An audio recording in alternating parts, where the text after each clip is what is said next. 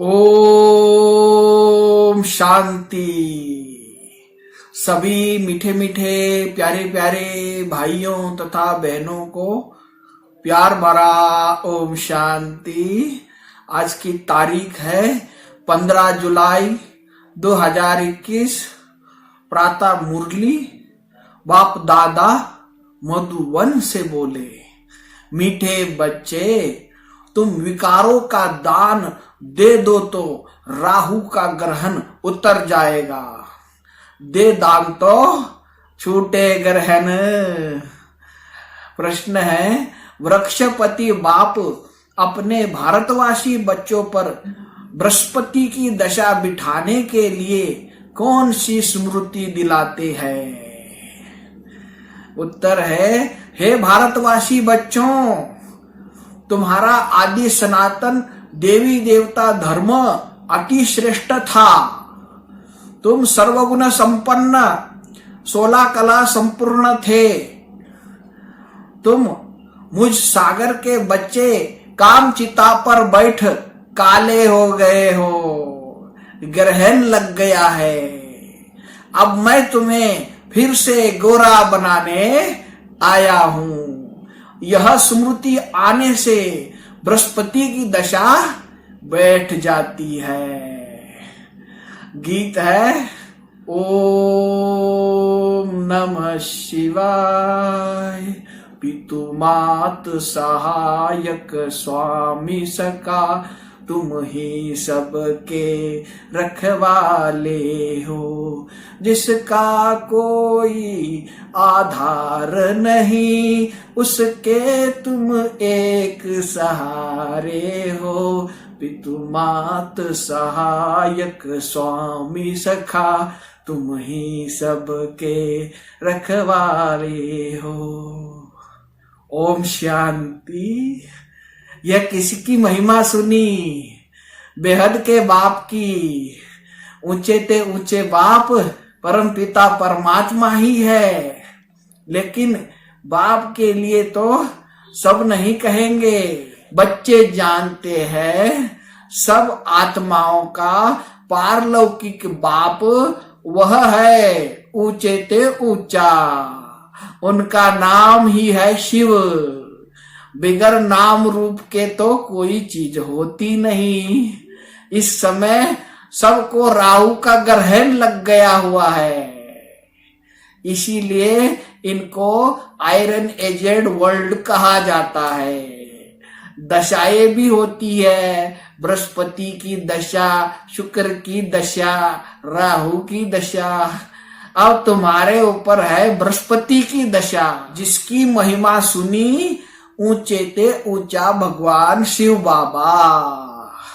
उनका असल नाम शिव है, बाकी किस्म किस्म के अनेक नाम रख दिए हैं। असल नाम है शिव बाबा। बाप समझाते हैं, मैं बीज रूप हूँ, चैतन्य हूँ, सत्य चित्त कहते हैं, सत्य चित्त आनंद स्वरूप कहते हैं। फिर कहते हैं वह सुख का सागर है, आनंद शांति का सागर है। महिमा सारी उस एक की ही है। भारतवासी महिमा गाते हैं, परंतु समझते कुछ भी नहीं। एकदम पत्थर बुद्धि हो गए हैं। पत्थर बुद्धि किसने बनाया? रावण ने। सतयुग में भारतवासी पारस बुद्धि थे। आज से 5000 वर्ष पहले यह भारत पारसपुरी था, जिसमें देवी देवता रहते थे। भारत ही अविनाशी खंड गाया हुआ है। भारत में ही पारस बुद्धि देवता थे। इस समय पत्थर बुद्धि पतित रहते हैं। पतित कैसे बनते हैं यह भी बाप ने समझाया है। द्वापर से जब काम चिता पर बैठे हैं तो काले बन जाते हैं। काम अग्नि में सब भस्म हो गए हैं। उसमें भी खास भारत की बात है। भारत में पारस बुद्धि देवताओं का राज्य था। उनको विष्णुपुरी राम राज्य भी कहा जाता था। यह बाप आकर बताते हैं, मीठे मीठे लाडले बच्चों, जब तुम सतयुग में थे, सर्वगुण संपन्न थे, यह तुम्हारी महिमा है, वहां विकार होते नहीं। द्वापर से रावण 5 विकारों का राज्य शुरू हुआ है, तो राम राज्य बदलकर रावण राज्य होता है। अभी ग्रहण लगा हुआ है, बिल्कुल ही भारत काला हो गया है। बृहस्पति की दशा सबसे अच्छी दशा होती है। भारत पर बृहस्पति की दशा सतयुग में थी, फिर त्रेता में शुक्र की दशा, तो 2 कला कम हो गई। उसके कहा जाता है सिल्वर एज। फिर द्वापर कलयुग आया, सीढ़ी उतरते आए, शनिचर की दशा हुई। इस समय सब पर राहु की दशा है। सूर्य को ग्रहण लगता है तो कहते हैं ना, दान दो तो ग्रहण छूटे।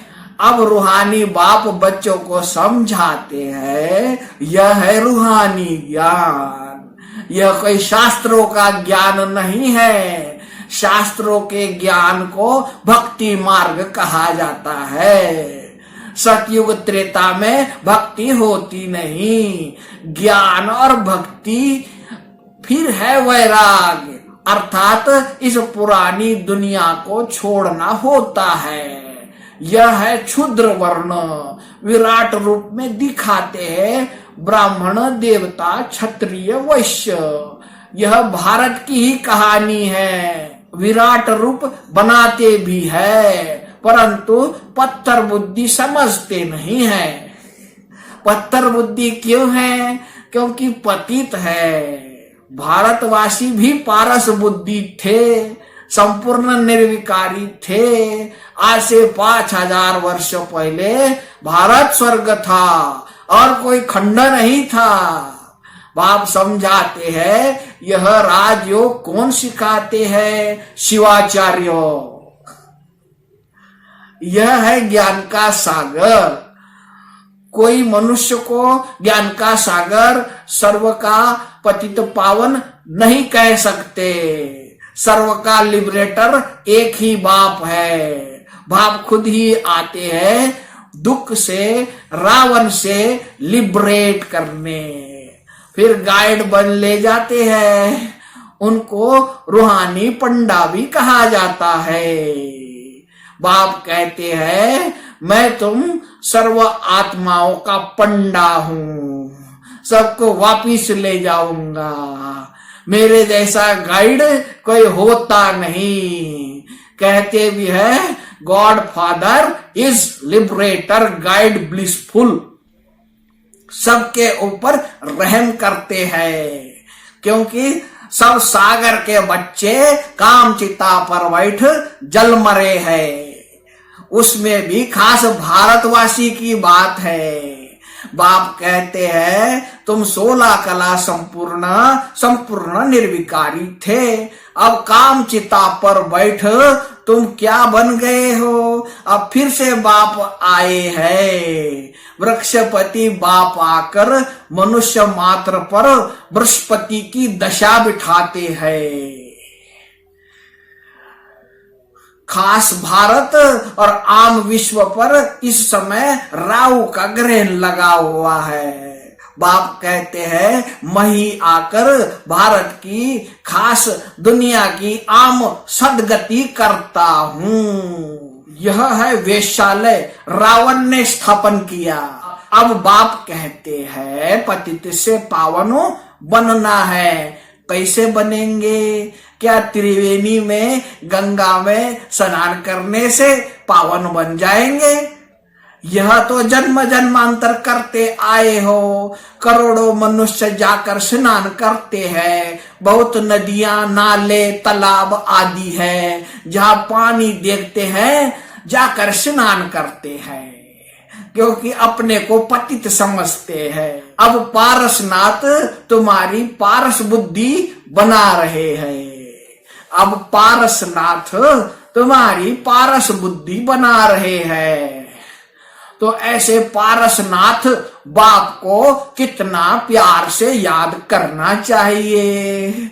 अच्छा, मीठे मीठे सिकीलधे बच्चों प्रति मात पिता बाप दादा का याद प्यार और गुड मॉर्निंग।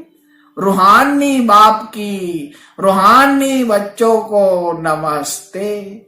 हम रूहानी बच्चों की रूहानी बाप दादा को याद प्यार गुड मॉर्निंग और नमस्ते।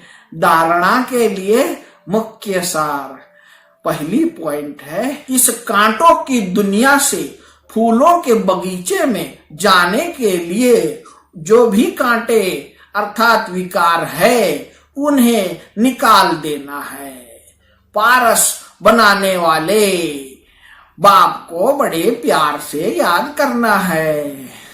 दूसरी पॉइंट है, इस कल्याणकारी संगम युग पर क्षुद्र से ब्राह्मण स्व देवता बनने का पुरुषार्थ करना है। राहु के ग्रहण को उतारने के लिए विकारों का दान देना है। वरदान है, संगठन में एक मत और एक रस स्थिति द्वारा सफलता प्राप्त करने वाले सच्चे स्नेही भव। संगठन में एक ने कहा दूसरे ने माना, यह है सच्चे स्नेह का रेस्पॉन्ड। ऐसे स्नेही बच्चों का एग्जाम्पल देख और भी संपर्क में आने के लिए हिम्मत रखते हैं। संगठन भी सेवा का साधन बन जाता है। जहां माया देखती है कि इनकी यूनिटी अच्छी है, घेराव है, तो वहां आने की हिम्मत नहीं रखती। एक मत और एक रस स्थिति के संस्कार ही सतयुग में एक राज्य की स्थापना करते हैं। स्लोगन है, कर्म और योग का बैलेंस रखने वाले ही सफल योगी है। अच्छा, सभी मीठे मीठे प्यारे प्यारे भाइयों तथा बहनों को प्यार भरा ओम शांति।